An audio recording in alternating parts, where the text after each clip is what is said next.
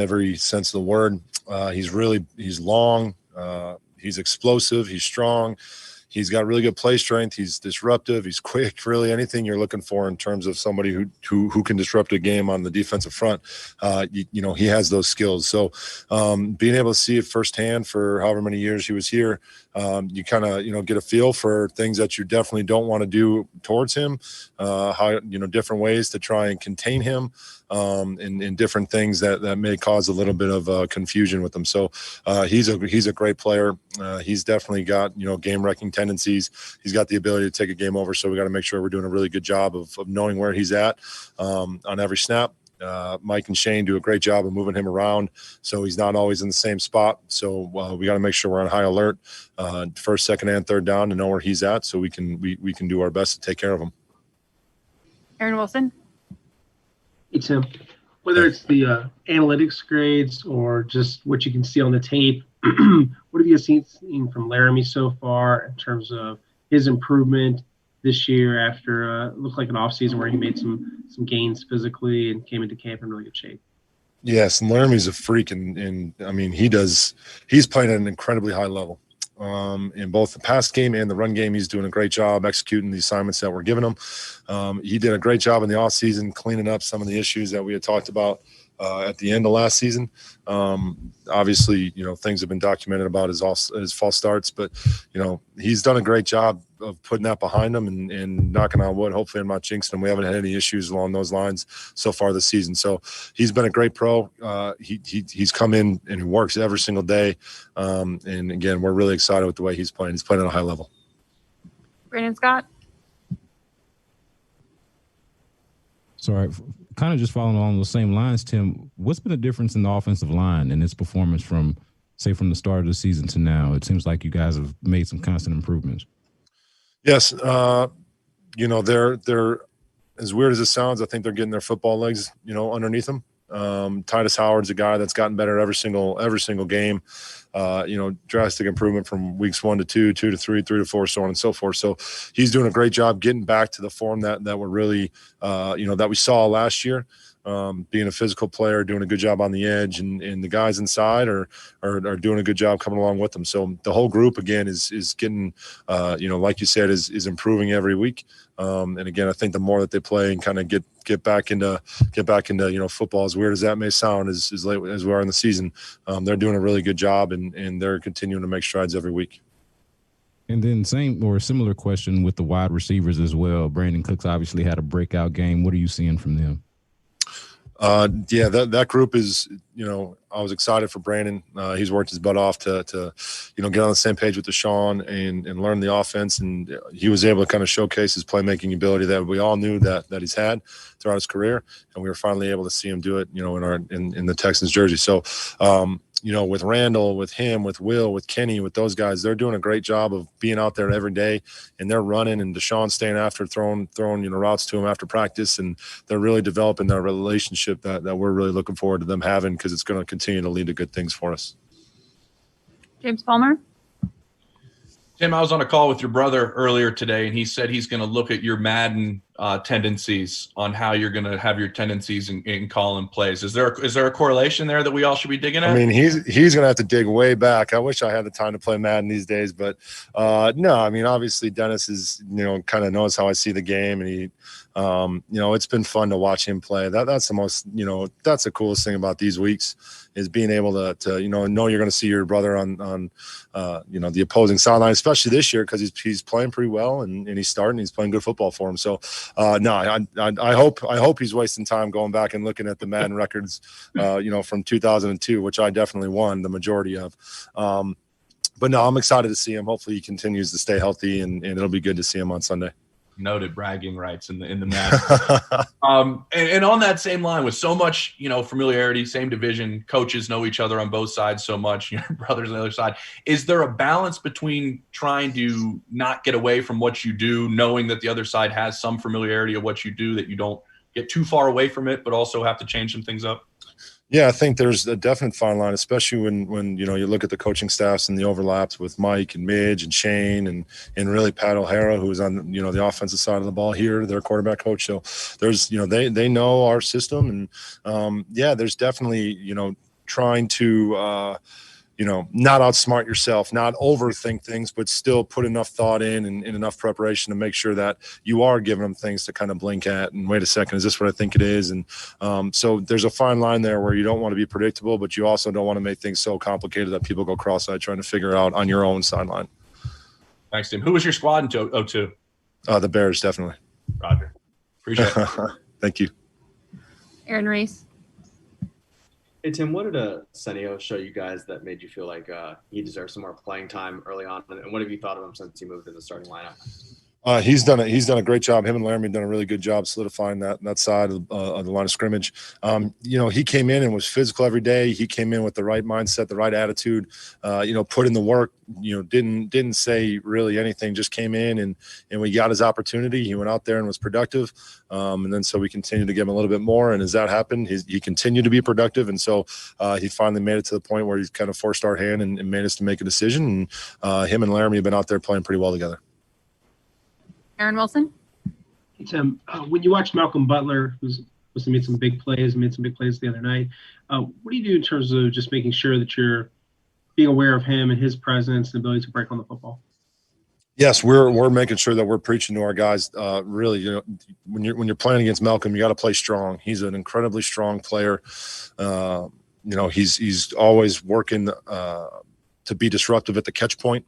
The catch is never over until you're really, on the ground, giving the ball back to the official, because he's going to fight, scrap, and claw to do whatever he can to get that ball out if you target him. He's a smart player. He studies.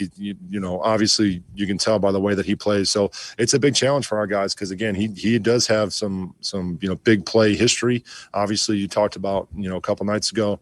Obviously, the one that comes to mind is the Super Bowl play. So our guys just need to make sure that Deshaun's doing a good job of knowing where he is, and our wideouts are doing a good job of playing strong and finishing through the catch. And Tim, with the balance you guys created that you've been looking for this past game, where do you feel like that's something you can build on? And also having Brandon now with just him and Deshaun kind of establishing him as a deep threat and getting some chemistry going, what do you feel like this could do for the offense going forward? Yeah, hopefully it allows us to continue to score more points than the other team. The balancing, ideally we want to be balanced, just for not being predictable and things along those lines. But we're going to do whatever we can to gain yards and to sustain drives and to score points. So our guys did a great job, in the passing game early on in the game, and then they finished really strong in the running game on Sunday. So we're looking to kind of continue to build on that, and hopefully we can put together a full game of being, productive in both areas. Last question for Brandon Scott. Yeah, just real quick, Tim. In these first several weeks, how do you feel like you have grown as an offensive coordinator and a play caller just in this early time? Going through the games and kind of getting a better feel for the game, understanding, hey, this is, this area is, is something that we can continue to go to. This hasn't looked so good. Let's stop, for trying to force this. Don't make this, it's not going to happen. Don't try to continue to force it to happen.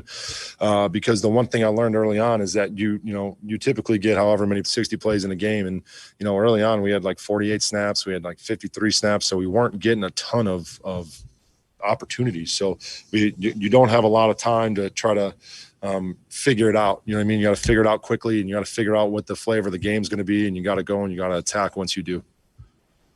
Thanks so much, Tim. Thank you, guys.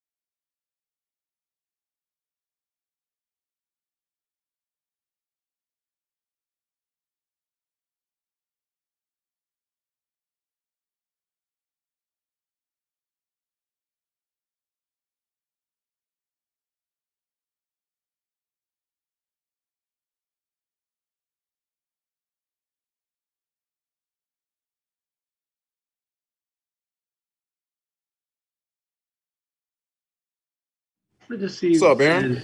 How you doing? Good to see you. I'm good, man. Good to see you.